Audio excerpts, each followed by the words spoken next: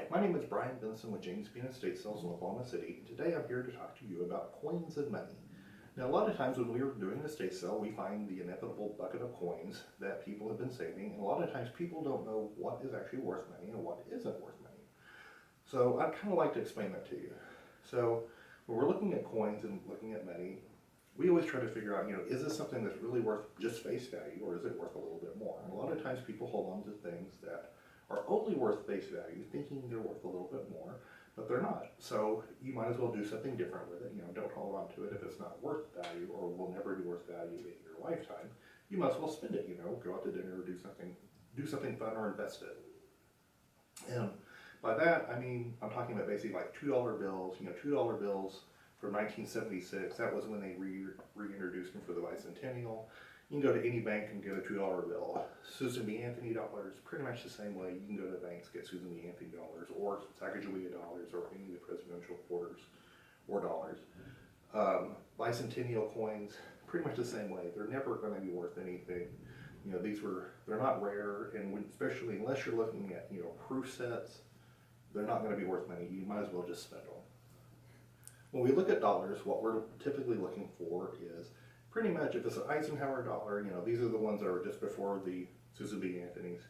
They're technically only worth face value, but at an estate sale, I know if I get a little box, put them in there and price them $2 a piece, somebody's bound to come through just because they're cool and give me a couple of bucks a piece for them.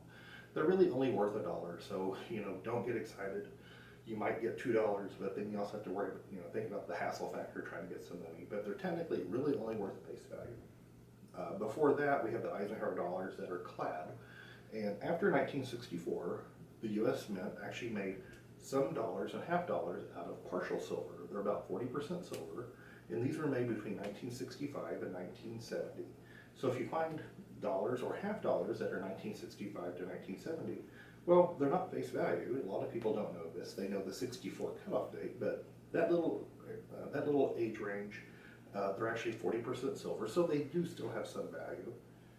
If you look at silver dollars before 1964, really pretty much until you get back, to what we call the Morgan dollar, all through the Peace dollar, the Eisenhower dollars, all of those, they're really largely, unless they're in perfect shape or collector's coins, you're really looking at just silver value. They're really not going to be worth any more than that. There are 2 years to look for in the Peace or the Peace dollars, and that's 1921. And the reason why that's rare is most 1921 silver dollars are actually Morgan dollars, and then when they switched over, there was a few that were made in 1921 that were the Peace dollars. I've personally never seen one, but they're supposed to be out there. Also, the 1928 Peace dollars, actually worth a little bit more, but pretty much any of those silver dollars you see, they're really only worth silver value. Usually at an estate sale, we can get a little bit more money because everybody loves the silver dollars. They're kind of cool, so people will pay a slight premium over them. Now, when we look at half dollars, kind of pretty much the same way. Pretty much, until you get down to the 1970, the 1965 to 70, those are clad, so there's some silver weight. And pretty much all the way till you get back, whether it's the Kennedy dollar, 1964, or all the Benjamin Franklin half dollars, those are all really just worth silver weight. None of those dates are rare. There's nothing really to look for. So pretty much I always say you can go back almost 100 years of silver half dollars. You're really not going to be looking at anything special. Now when we look at quarters kind of the same thing, except that the quarters don't have clad years. They didn't have the 1965 to 67, 40% rule. They pretty much, 1965, they're just currency. You just might as well just go ahead and spend them. 64 all the way back to when they did the George Washington quarter in the 30s. There's no rare dates on any of those. They're literally, unless it's a mint coin, these are just silver value. They're really not worth anything, or other than silver price. So on dimes, it's pretty much the same thing as quarters. We didn't have any clad years for the dimes. So pretty much anything 65 and newer is just worth 10 cents. Anything 64 and newer or older is going to be silver dimes. Now the silver dimes, what we always look for is there are no rare years on the Roosevelt. So all of those are really just going to be worth silver. If you get earlier than the Roosevelt ones, which are going to be the ones before he died, before 1945, those are going to be the Mercury dimes. Mercury dimes, there's a lot of there's a lot of different dates that are rare in those. So always say if you have mercury dimes, you always want to look it up because you might find some rare ones on mercury dimes. If it's a Roosevelt dime, it's really just going to be worth silver price. When we go down to nickels, pretty much on a nickel's a nickel. It doesn't matter how old it is. The only exceptions on those nickels, and this is talking about the Jefferson nickel, is 42 to 45. Some of those are made with silver because they need the nickel for the war effort. So those actually have a little bit of silver in them, and they're worth silver content, but really not much more. So you really want to look for the 42s to 45s. All the rest of the Jefferson nickels, they're just worth a nickel. And finally, we're going to talk about pennies. Now, pennies largely are really just worth just a penny. What most people don't realize is pennies aren't even made out of copper anymore. They're actually made out of zinc. The ones that were made out of copper, and we're talking like the 1960 to 1980 ones, my father used to keep those because they were actually made out of copper. Technically, the copper in them is worth more than a penny. But by the time you spend your money to sort all those out, make sure you actually have copper pennies. And even if you had a big bucket full of them, and then you drove them across town, by the time you spend your time and your money and your gas and doing all that, you're not going to come out ahead. You might as well just spend them.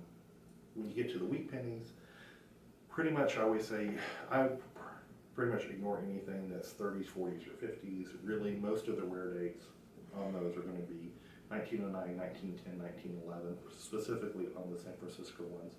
There's a couple other rare ones, but for the most part, for what we normally find at an estate sale, most of that stuff's going to be less than 100 years old, so I always say you can kind of ignore it. There is one particular penny, it's the 1943 steel penny, that's worth maybe $1 now. It's going to be worth more than a penny, but those are kind of uncommon. And for all you people who have clicked on the clickbait penny, the penny that's supposed to be worth millions of dollars, that's the 1943 copper penny. Well, you're never going to find that. I think there's not very many of those. They were never really put into circulation. I don't know exactly how many there are, but the reason why they're worth millions of dollars is because they weren't put out, and they actually put out the steel penny instead. So, just kind of ignore the 1943 copper penny. You're not going to find it. And that kind of explains, kind of what we call the common stuff that we find. And really, kind of what you should might as well just go ahead and spend, and what you might, want to have, scrapped or saved. Now, if you have coins older than that, typically I would say you want to look at coins that are 100 years old or older. Well, there is some, there can be some variations, particularly like on Morgan dollars. Morgan dollars, we actually find, those are probably the most common of the older coin that we find. And they really kind of vary depending on the price on those, the scarcity, but largely the mint marks. What I always say on a Morgan dollar, the good thing to do is flip the coin over, look at the very back, and at the very bottom of the wreath, there's going to be a little bitty tiny mint mark. And that little mint mark, what you prefer to look for, or what you hope to find, is going to be an O, a C, or a CC. O means that it was minted in the New Orleans Mint. C is for Charlottesville, and CC is for the Carson City Mint. And a lot of times when you find those, or if you find some of the S's, not a lot of the S's, some of those can be worth quite a bit of money. The average Morgan dollar, and like I said, these Morgan dollars, vary, from $20. Some of the extremely rare ones in mint condition can be a lot of money. So I always just look at the mint mark. If it's not going to be an O, a C, or a double C, or CC, or sometimes the S, largely you can kind of figure they're going to be the $20 to $30 range. I always say, thing to keep in mind is most of the time, and this is 90% of the coins we find that are silver dollars, they're always the 1921, 1922, 1923. It's either the 21 Morgan dollar or the 22 to 23 peace dollar. Those are everywhere, literally are 90% of the coins we find. They're the most common. They're really just worth, the silver value in it. So, obviously don't get too excited, but, they are worth money.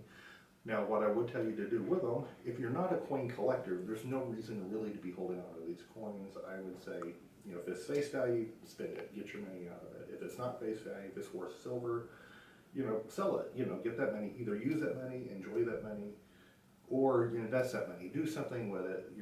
These coins in this age range, they're never really going to go up in value. They only go up in value based off the silver content. If silver doesn't go up, your money's not going to go up. And silver largely only appreciates, it pretty much stays consistent with inflation. So, it's better than sticking it underneath, it's better than sticking it underneath your mattress or something, but you're better off doing anything else literally with this money other than just keeping it in a jar. Anyway, if you have any more questions, feel free to give us a call or visit our website at jamesbeanestatesales.com. Thank you.